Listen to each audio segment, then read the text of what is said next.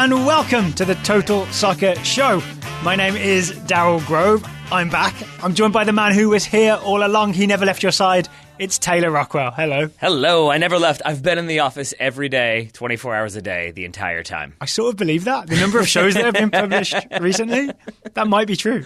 It would smell worse in here if I were living in this room. I'm pretty sure. When we leave our coffee cups out and they're not yet empty and we come back the next day, our office is small enough that it smells entirely like coffee. That is true. Yeah. That is true. You would know. It smells you would know. Entirely like Taylor. It smells like victory is what it smells like. Well, speaking of victories, we're going to be talking Champions League today. I do just once again want to tell people where I've been, in case anyone thinks I've been slacking. I kind of have. No one thinks you've been slacking, Daryl. Not one person thinks that. So the update is, some people might not know, chemo started this past Thursday. It was rough. They tell you it's rough, but yeah, it kind of kicked my ass for a few days. But I'm glad to be back in studio, feeling better, feeling brighter. Yeah, it was. I forgot the roster for our adult league game, so Daryl went and his wife ran out to the field, drove out to the field to get there. Yeah, everything was good, but there was definitely a moment when I was like, Daryl. I think the next day you said the power has come back on, and it was definitely a more subdued Daryl than I think I've ever seen on Sunday. Yes, yeah, it was weird. Monday was really like someone turned the electricity back on in my brain. Yeah, and I was sharp again, I could focus again. Yeah, it was just Daryl is not a monosyllabic type of person, and it was a lot of how you feeling? Good. So I've been quiet. You were just kind of quiet and subdued. Yes. So it's good to have you back. So I wasn't the best fan. I wasn't the best fan on Sunday. You were not, but you were a great fan today. I was scared to jump on you at the very end of today's game, and you said I was more than welcome to jump on you. Still didn't, but you said I could. So we are here to review Manchester United's surprise 3-1 win away to PSG in the second leg. It puts them through incredibly. I think we both saw this coming, right?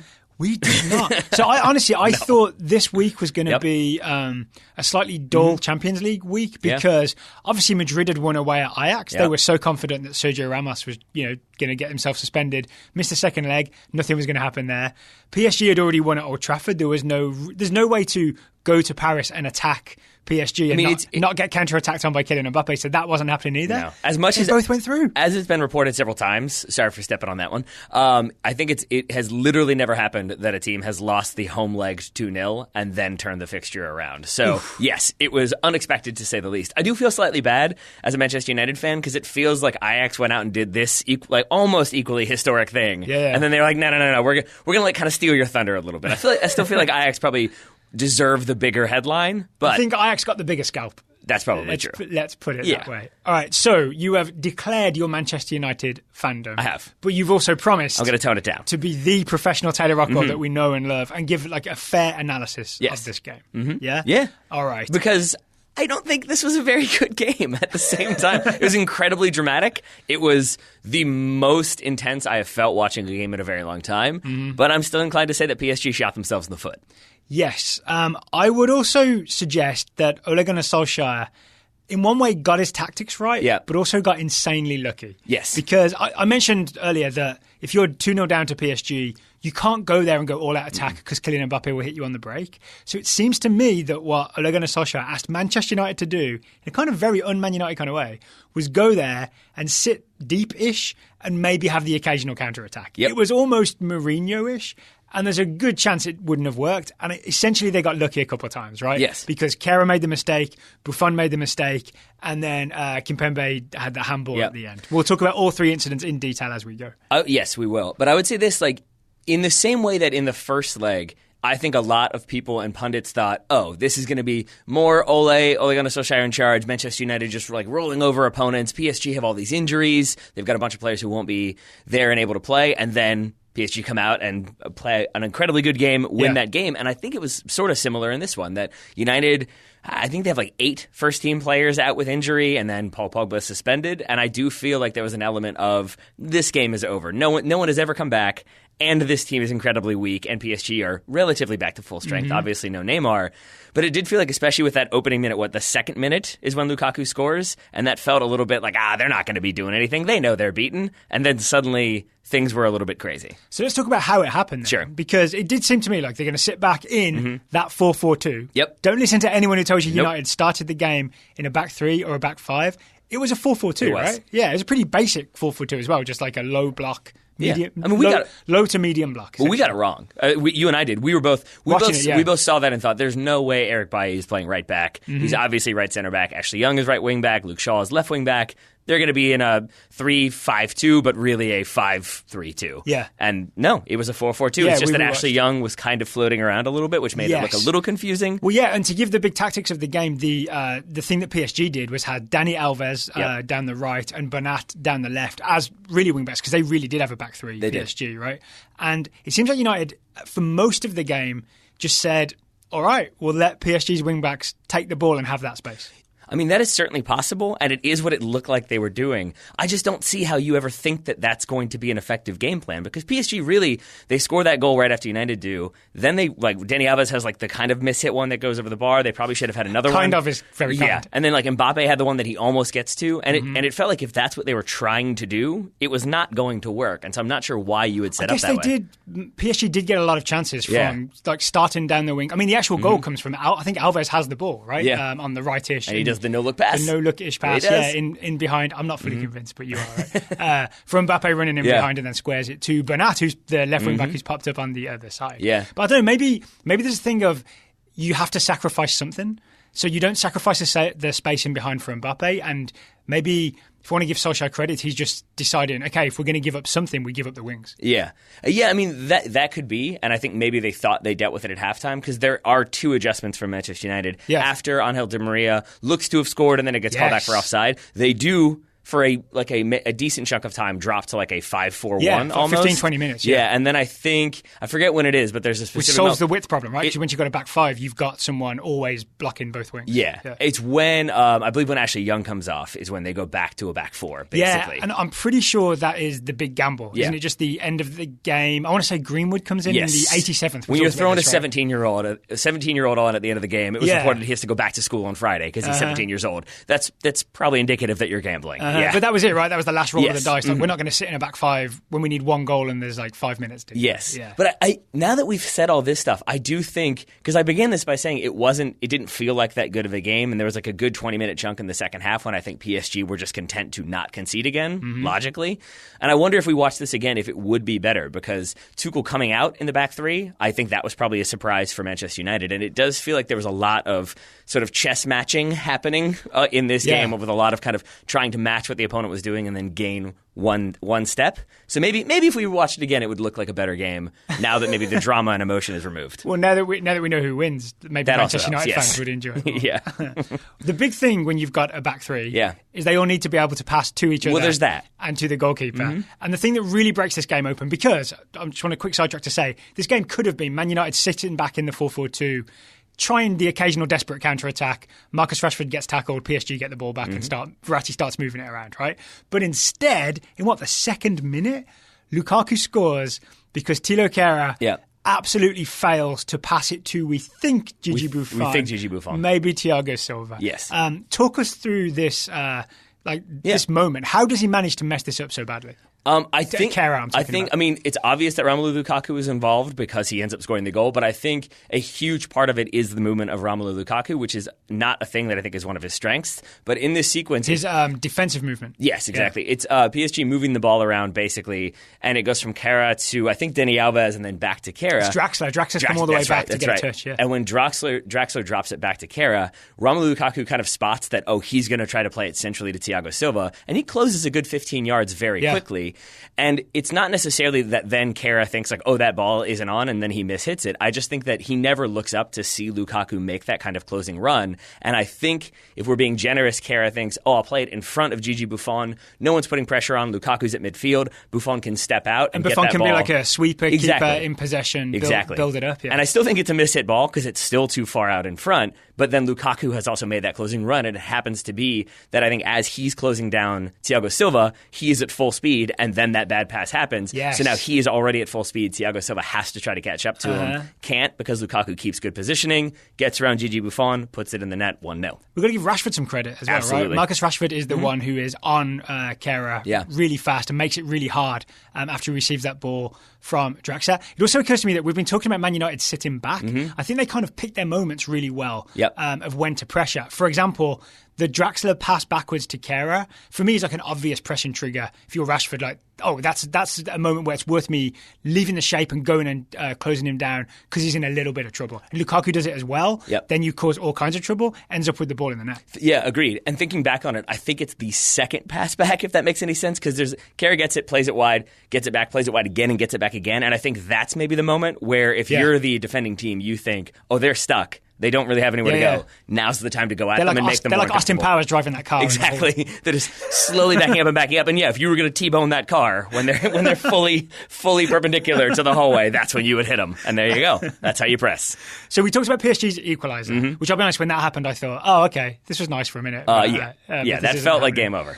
And then Marcus Rashford, from distance, huge screw up from Gigi Buffon. Yeah, 100%. Yeah? Why does Gigi Buffon mess this up so badly? It's because, first of all, if you watched this game again and did not know where it was being played, I think you would think this was the home leg at Old Trafford because it's very cold and very raining. You've got like Pogba, Evra, Cantona, Ferguson in the stands. It did feel like that. And I think because of those inclement weather conditions, not necessarily people who were in the stands, but I think that was a major factor here because it's a wet ground. The ball is going to move fast and skid a lot. It's going to be difficult to keep your footing. Mbappe fell twice, one where he probably should have scored again. Yeah. And I think that field was so wet that the way Rashford hits that ball, it's really, really hard, but it's that kind of weird dipping ball, and it skips maybe 4 yards from goal, I'd say. And I think if you're the goalkeeper having to react to that, you kind of don't know where it's going to go.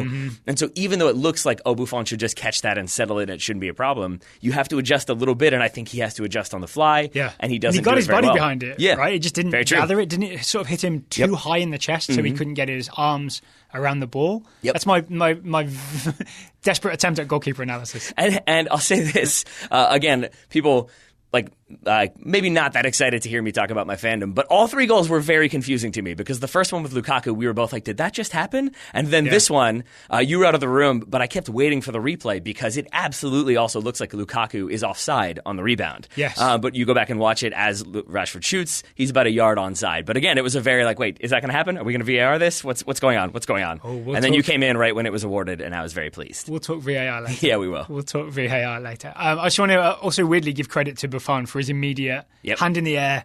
My fault. Sorry, dudes. Yes. This is why I haven't won the Champions League. Yeah, but I mean, again, that's two mistakes. He's won the World Cup. Oh, that's harsh. But that's two mistakes from PSG, and it's an okay game plan from Manchester United. They stepped when they needed to. They put them under pressure when they could.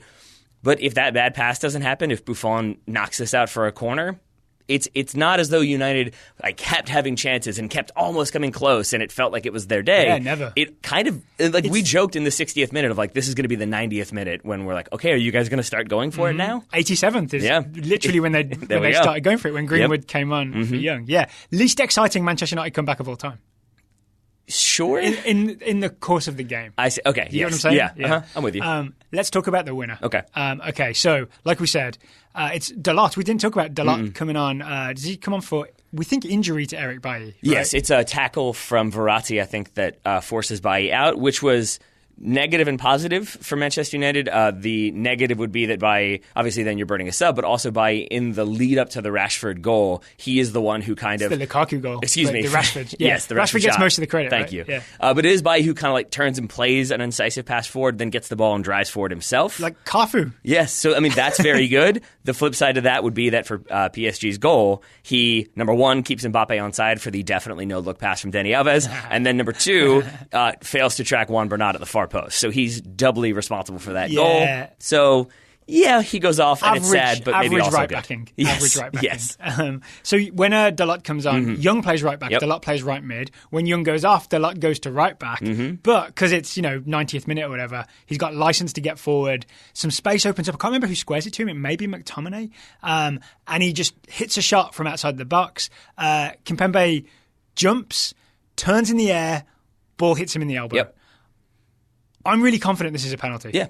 100%. Yeah, I wasn't at the time. At first, I thought he just missed the target. I thought it was out for a goal kick. The Dalot had just... Yeah, then I thought, it deflected off. Okay, it's a corner. Then we saw the replay, and we both sort of thought, that looks definitely like a handball. And then you see the referee holding up play so he can talk to the VAR officials, and then he goes and has a look. And yeah, to me, it's a definitive handball because...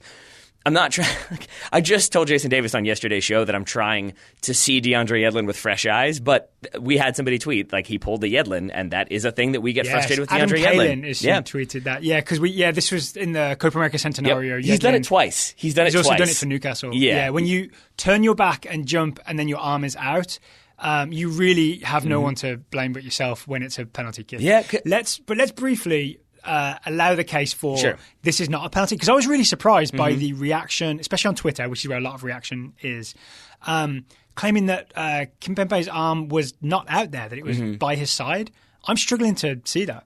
Yeah, I guess I didn't really give that a fair shake. No, I mean, it's okay, because I would like to be – I'm trying to be neutral here, but those comments – I mean, to be fair, the commentary team was a little bit confused at times. Yeah. And he said, his hand was down by his side. It's not. It's out away from his body. But you could, I guess, make the argument that that's a natural byproduct of jumping, that your arms are going to go out. That's how you jump. But then I think if you turn – and I think maybe you could make the argument that if he stayed facing the ball and kind of jumped a little bit and his arms went up, maybe that's a natural position. Yeah. But I do think there's something to be said for if you turn your back, you're sort of admitting that you've lost control of the situation because you're no longer reacting to the shot. Because once you've turned your back, it could be anywhere. And I think that, to me, is what makes it harder to argue that, his arm was in a normal spot. Yeah, I think we've really hit it there. And even if he had jumped and turned his back and his arm was pinned to his hip, then maybe you could start arguing that it's okay to turn your back if your arm really stays pinned to your side.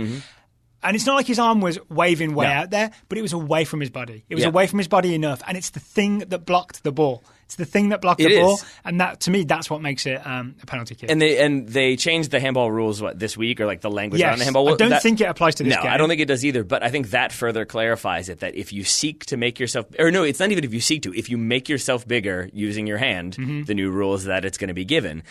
I think maybe if you wanted to make an argument that it shouldn't be given, you could say it looks like it deflects off of his thigh and then goes into the elbow, and maybe then you could say, it's like ricocheting off a thing. There's no way you can control that. There's no way you can kind of react to it going off of one body part and into your arm. But again, I would go back to, but once you turn your back, you sort of forfeit some of that ability to, or the justified ability to get frustrated about that. I don't know. I'm lost for words, I guess. I guess the lesson is don't turn your back on a shot. Yeah. I was told that as a youngster. Yep. Kimpembe's still a youngster, a far more talented youngster than I could ever even dream of being. I mean, he's going to have to live with this for a little while, right? Yeah. I mean, he gets consoled by Romelu Lukaku afterwards. He did, yeah. That was a nice move from Lukaku. It was. Yeah. And we could talk about the nice move from Lukaku, but I think we should probably also talk about that it's a clutch finish from Marcus Rashford. I mean, the penalty kick? Yeah, I couldn't watch. That's how nervous I was. I had to watch you watch the screen, and then if you reacted happily, then I would know. The slow run-up had me a little concerned. See, I don't even know. Did he do a slow run-up? He did a slow run-up. Right. You haven't actually watched it? I mean, I think I have, but not through emotionless eyes. I see. But yeah, I was impressed because there's the delay for VAR. Then I think it was Juan Bernat walks up and tries to have a word with him because the ball wasn't quite where it needed to be. And eventually the ref makes Rashford roll the ball back onto the centre of the spot because he basically put it all the way to the very edge. When people take corner kicks, they put it right at the edge of the paint. Yeah. Rashford had tried that. And so he was taking it from 11 and a half yards away. See? Cheater. But so it always then, the longer you're there thinking about it, the more people that are around you. I would be curious to go back and watch the replay and see if maybe a PSG player is scuffing up that penalty spot, and that's why he tries to move it. We've seen that before in different competitions.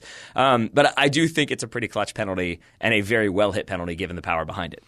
Then there's a few minutes where Manchester United need to hold on and not concede, and you could really see the opposite of the benefits of having kids on the field. Yep. I've forgotten his first name. Tahith Chong. Tahith Chong had a couple moments where he should have just dumped it in the corner, put it away, and I think he tried to be a bit too clever and got tackled a couple of times and really gave PSG a couple more opportunities than they would have had otherwise. The one that really stands out to me is he gets the one where I think he gets dispossessed but gets the ball back. I think somebody else makes a tackle. He turns and tries to play a cross-field pass that I think, to your point, is maybe a little too clever, and it just gets cut out by PSG. It ends in Luke Shaw committing a foul, getting a yellow. He then turns and, from my perspective, looked like he was screaming at the ref. And I was like, I mean, you know what you did. You fouled that guy. And then the ref walked away and Luke Shaw continued to be yelling in one direction. And that's when I realized he was screaming at Tahith Chong. Yes. So, yeah, to your point, I think there was a little bit of frustration there at the end with some of the inexperience. Speaking of the inexperience, I don't think Mason Greenwood actually did anything. I mean, other than be a hero. No, I'm not sure he did either. I don't think so. I mean, I think he had a couple of touches on the ball. So if you're not familiar with him, so he's in the scouting network. Yeah. He's a relatively recent addition. This kid has a huge reputation as like the next big up-and-coming star. So I don't mean to knock on him that he didn't do anything. I guess he was only on the field for, 8 minutes in the end or something like that. But just I wanted to just make sure to get his name in there so people remember to keep an eye out for him going forward. I think that is justified. I want to say what would not be justified in my mind is if PSG react rashly to this and go looking for another manager, which is something they've done in the past when they get eliminated unceremoniously from the Champions League. There's a little bit of ceremony here, I guess. Tuchel after the match talking about VAR, very calm, pretty much said paraphrasing, it's part of the game. It was a 50-50 decision, but when it's a hand, when it's on a replay, it's always going to be difficult. And kind of, he didn't go off. Neymar went off and yelled about VAR and stormed off. Tuchel, for his part, I think did not do that.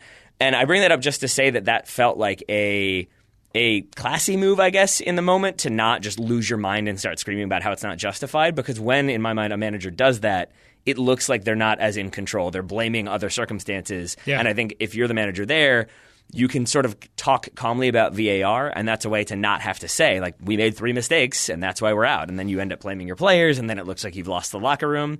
So I think Tuchel's done a good job to navigate an unlucky evening, is I guess how I'll put that. Media-wise. But I think he's done a really good job with PSG, and I think it would be a mistake for him to go away. They're very much top of league again. Yeah, so very much so. Am I right in thinking this is his first year as well? It is. Yeah, so I don't know. It would, if they do fire Tuchel, I think then they're stuck in a weird cycle of hire a coach, see how we do in the Champions League. Oh, we didn't win the Champions League. Fire the coach. Start again, and you'll probably be stuck in that cycle forever. Yeah. So maybe that's the best reason not to fire Thomas Tuchel is to let him keep building, let him give him another year. Yeah, I mean, and I think if you do that, then for any other manager out there, they're going to look at that and think, so I have to win the Champions League, or I'm going to be fired. I don't want that job. And it makes it harder for somebody to come in and take that and for you to keep getting big names. So I would be surprised if they let him go. Okay, the other game we want to talk about today is Real Madrid. Let's do it. Ajax. But first, let's do that today's show is sponsored by Away Days. You know Away Days. You do. If you listen to the Total Soccer Show. You should. Away Days Football is an independent clothing brand based out of Boston.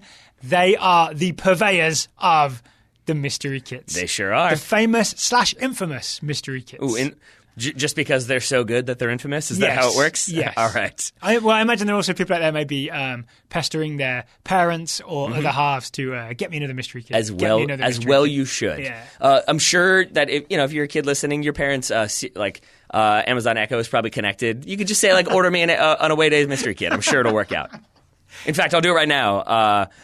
How do you? Hey Alexa, order me an Away Days mystery kit. You're welcome, people. You're welcome. I've done it. Oh dear! I hope that didn't get us in trouble.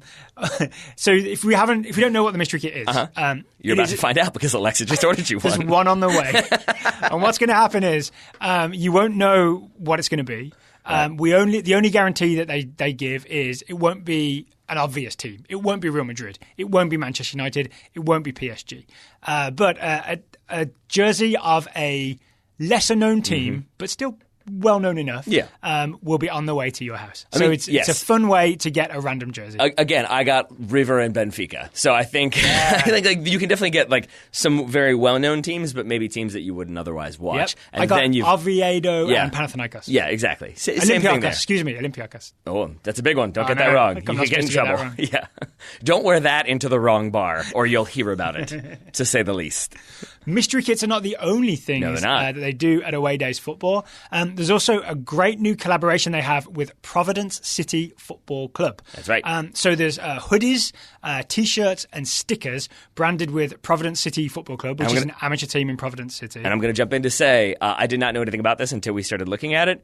Not surprisingly with Away Days, it's a good brand. It's a good logo. It's a very good looking. I was like, I don't know if it's like a chair. Oh no, never mind. I want that logo. It's pretty cool. It's skull and crossbones. Right? It's skull and crossbones. Skull and crossbones with an FC logo underneath. I like it. Oh so yeah, T-shirts and hoodies and stickers for Providence City Football Club. Here's the important thing: when you buy any of those Providence City Football Club branded items, the profits go to Project Goal.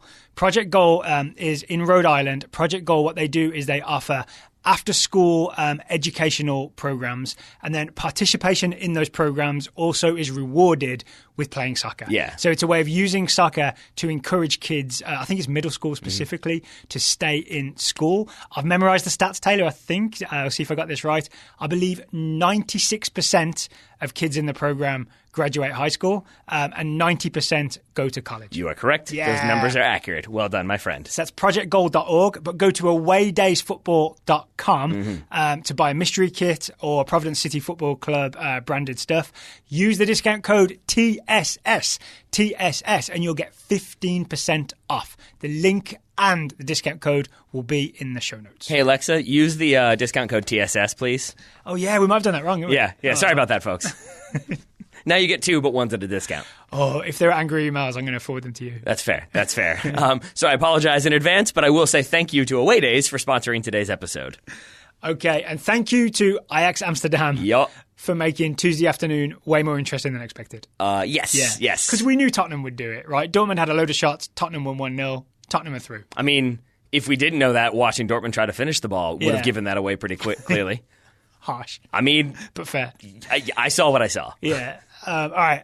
Ajax Madrid. Mm-hmm. This game was genuinely exciting. It sure was. For those who don't know, Real Madrid won the first leg 2-1 in Amsterdam. Ajax went to the Bernabeu and won 4-1.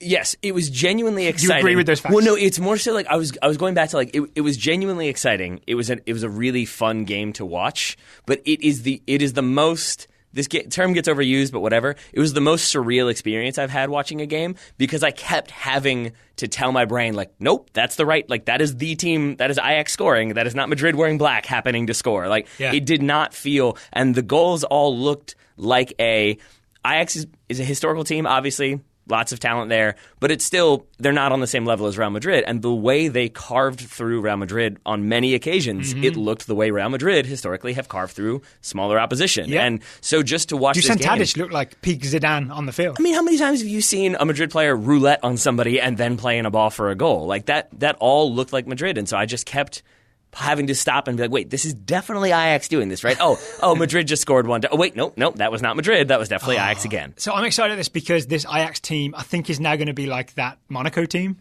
That'd be fun. Where everybody's just super excited about, like, they're everybody's Champions League team, everybody's second Champions League team, now that we're in the quarterfinals. Unless they're, instead of being like that Monaco team, they're like that Ajax team. Of 1995. Mm-hmm. That'd be fun too. Maybe. I'd be okay with that. So I don't think we don't necessarily want to go through every single goal, but I think it's worth hitting on some commonalities between the goals and kind of Ajax's overall approach. Mm-hmm. The one thing I'm going to say that Ajax did, which was really brave, is go to the Bernabeu and press. Yeah. And not be scared of getting scored on. They pressed hard. Mm-hmm. They pressed often.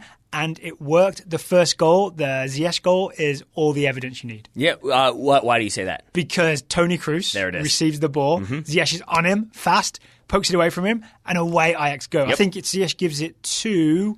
Maybe it's Tadic. I think it is Tadic who then gives it in back. I think given the way he performed in that game, just say it's Tadic and everyone will believe you. And then Tadic gets it back to Ziyech. But it's a classic, like, it's almost like a Liverpool gegenpress type goal, right? You win it high, quick 1-2, balls in the back of the net. The other very interesting thing to me, having reviewed the Clasico, or El Clasico with Ryan on Monday we did it, was that the Ivan Rakitic goal, when Barca win 1-0, starts with Toni Kroos getting dispossessed by Sergio Busquets in that case. Here it's Toni Kroos once again getting dispossessed, leads to a counterattack, leads to a goal. And I say that not to say that, like, therefore it's Toni Kroos' fault. But to me, that is more indicative of the state of Real Madrid. That a player like Toni Kroos, who we're used to just being like ice cold veins, like has no problem being calm on the ball, and yet here he is. Right? He's the guy that a couple of years ago you would have guaranteed he does not give the ball away. He makes the right decision every time. Yep. You can even go all the way back to the start of the season. I'm hoping you remember this. It's a Champions League group stage game. I want to say it's against Zenit St. Petersburg. How am I supposed to remember it if you don't remember it? Would you remember Toni Kroos trying a cross-field pass with never mind. Yeah, I remember that. Never mind. Giving it away. Real Madrid concede. I apologize. Like, it's suddenly become a thing that Toni Kroos is giving the ball away. And it seems like emblematic of Real Madrid's problems this season. I mean, it's not just him, though, because I saw Gareth Bale give the ball away plenty in the game against Ajax. There was one, the really telling one was when the game was still at a point where it could theoretically be pulled back.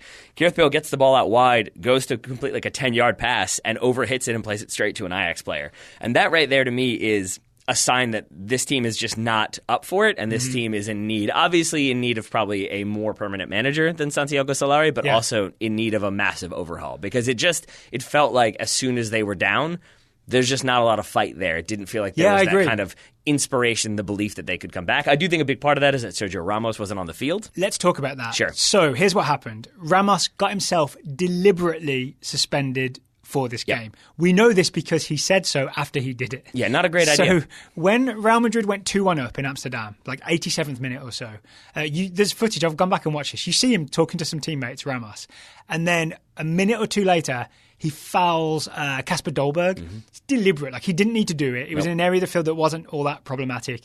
Just classic reckless yellow card foul. It was actually very precise and well done from Ramos for what he shouldn't do. Gets himself a yellow so that he's got enough... Then he's got enough accumulation of disciplinary points so that he will miss the second leg and then be available and clean slate for the quarterfinal that he thought Real Madrid would be playing. Yeah, he says it after the game. That I won't lie. This is what I was doing. UEFA come down on him, give him an extra match ban, so he's going to miss the quarterfinal anyway. But to your point earlier, I know I've been talking for a little bit, but the idea of Madrid sort of lacking that fight, I would argue lacking a bit of defensive organisation when Ajax carved through them. Sergio Ramos should have been playing in this game. Yeah, but I have to go back to Sergio Ramos because that entire sequence that you've just described is so not wise, because I'm not trying to say like whatever, but like think of like a mobster accused of a crime. They don't come out and say like, yeah, I did that. Like, try to convict me. And they certainly don't do that if they have prior. And Sergio Ramos has done this before. Yes. The one that comes to mind was when he was playing under Mourinho for Real Madrid. That like Mourinho said he didn't say this, but it was very obvious. I think Luka Modric may have done the same thing. It was like that they got a yellow card to miss the final group stage game so that then they would be back for the round of 16. Right. But it was really obvious, and they've done it before. So if you've done it before, and then you come out and say, not only have I done it before, but yeah, I did it on purpose, the judge and the jury are probably going to convict. And they did. Yeah. And they did. And I think it then comes back to bite them, to your point, to bring it full circle, because then you don't have this incredibly important player, not just for organizing the defense, but for like forcing his opponents to rise to the occasion. Yep. And as we've seen time and time again, capable of scoring goals himself, taking penalties, and scoring like late winners. The other thing is, I think Varane was only recently back from injury. He wasn't fully fit, didn't look great, didn't look his top of form self. So they really couldn't spare Sergio Ramos for this game. So the thing that really blows my mind is the arrogance, I think is the right word, of thinking, all right, we're one goal up on Ajax in the round of 16.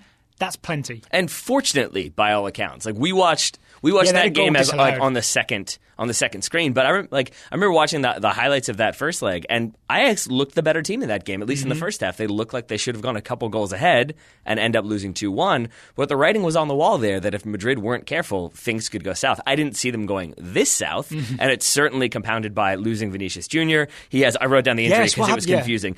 Torn ligament of his tibiofibular joint in his right leg, 2 months out with injury. Poor kid. That said, given the Clásico loss, this loss, and the Copa del Rey loss, it is kind of the end of the season for Real Madrid, so he won't be missing that much, I suppose, but still not the way he would have wanted this season to end. Before we talk about Real Madrid's rest of season, which is kind of an interesting little drama in and of itself, I feel like we focused a lot on Madrid's problems. There's a few Ajax players I want to really point out. Sure. Frankie de Jong, who I think you know is a Daryl favourite. I've always enjoyed him. He out-Modric'd Modric in this game. It's a big deal. It's a very big deal because, again, it goes back to like the script being flipped in that we have often seen Luka Modric embarrass other opponents and cause lots of problems. And instead, to see Luka Modric, the one who, on at least one of the goals, maybe two, was the one who was kind of scrambling to try to do something, that was a very foreign concept to try to comprehend. He was playing emergency right back on the Neres goal, but not doing a very good job of it. No. Yeah, and so, I mean, it makes me sad because I would like to see Frankie de Jong continue with Arsenal next season, or excuse me, with Ajax next season, not with Arsenal. Instead, Arsenal fans would love to see him. I'm sure they definitely would. But he'll be going to Barcelona, obviously. But you see why from this game. Obviously, if you've been watching him, you would know why previously. But this game was definitely a moment that I imagine made Madrid even less happy because they're like, oh great, now we get to play that guy twice in the league next season. Perfect. And if you didn't see, the stuff that Frankie de Jong did was be the calmest man in the world on the ball. which is really what he does best. So it's like peak Modric, basically. When the ball comes to him, then players come to him. He's able to just do a little shoulder fake or a little bit of a turn and always make enough space to either get away from the player or find a pass. It just seems impossible to dispossess him. A lot of like creative little touches to keep the ball moving whenever Ajax look like they might be in trouble. And then to add to that, some defensive work. He was charging around in defensive midfield, winning tackles, making interceptions, like doing your sort of basic... who's the Seattle defensive midfielder who... used a swear word to describe his job recently. Gustav Svensson. Oh, okay. Yeah. Have you seen that quote? He's basically said, I do all the not good work. Yeah. So he managed to do that and then also look like the classiest player in the world on the ball. Wow. Add to that, Daley Blind and Matthijs de Ligt at centre-back looked like an absolutely perfect duo. Daley Blind just followed Karim Benzema around. Matthijs de Ligt was just capable of scooping up anything that got loose. Ajax really have a team there. So let's pause for a moment to talk about why they have that team. And I don't want to go back to like the history of Ajax, but we were talking off air about the kind of talk that it's Edwin van der Sar and Mark Overmars had with this squad. Can you talk a little bit about that? Yes, this is a Rory Smith article I read from the New York Times. So apparently last year, they knew they had all these talented youngsters and there was a lot of interest surrounding other teams trying to buy them. They sat them all down. I think there were 7 talented players. Sat them all down and basically showed them footage of Ajax legends and talked to them about the idea of, you're still young, stay for another year or 2 years and like do something incredible, become an Ajax legend, become one of these guys, and then we'll like happily send you off into the world. And apparently the only player that didn't buy it was Justin Kluivert, which may have been because the guy they used, the footage they used to show him of the guy he could be was his dad, which I feel like it's always like, it's a different relationship, right, than living up to a player who you don't know. So he's the only one that went to Roma. All the other players... Where did he go? He went to Roma. Are they still in the Champions League? Well, there you go. Right now, there you go.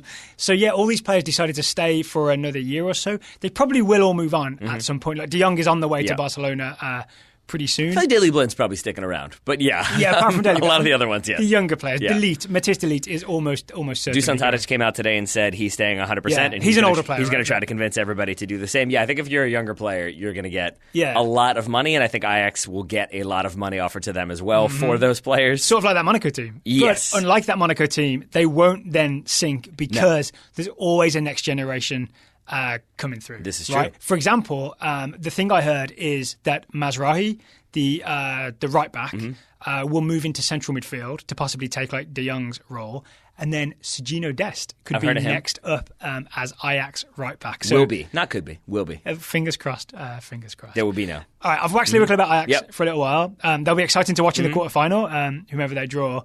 What next at Real Madrid? It's confusing. Not Santiago Solari, probably, right? I don't know. I really don't know. There have been a lot of reports today. The biggest one, because it's obviously, whether or not it's true, it's going to generate a ton of clicks and a ton of attention, is that fans last night were outside the Bernabeu chanting Jose Mourinho's name. The Telegraph today was saying it's like 100% certainty. They had a source saying it was like 100% done, that it would be Mourinho. But then there's reporting saying that it will be Mourinho, but he doesn't want to take over now, that he wants to take over in the summer. So then maybe Solari stays on. He's got to check out all the hotel reviews before.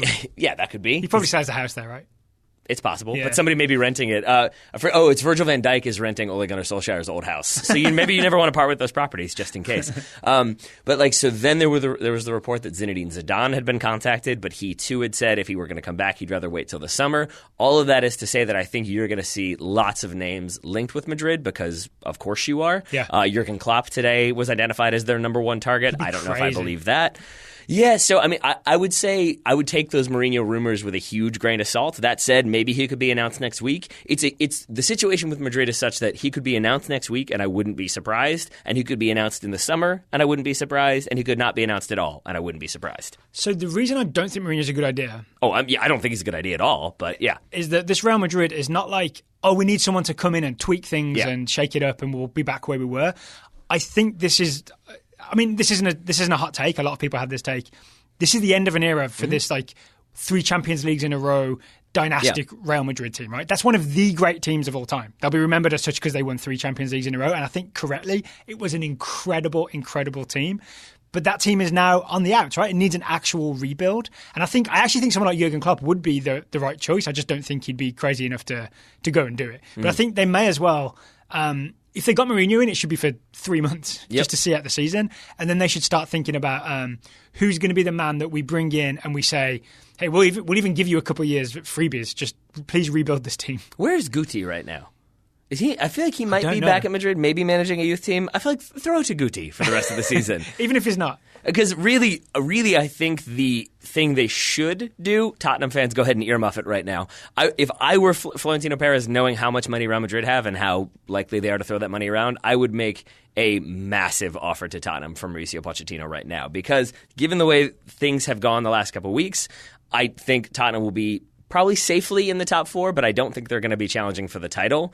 So he feels a teensy-tiny bit more gettable right now than he did maybe a week ago or a month ago. And I think if you're Madrid, you're going to have to spend – if you end up trying to get him, you're going to have to spend money anyway.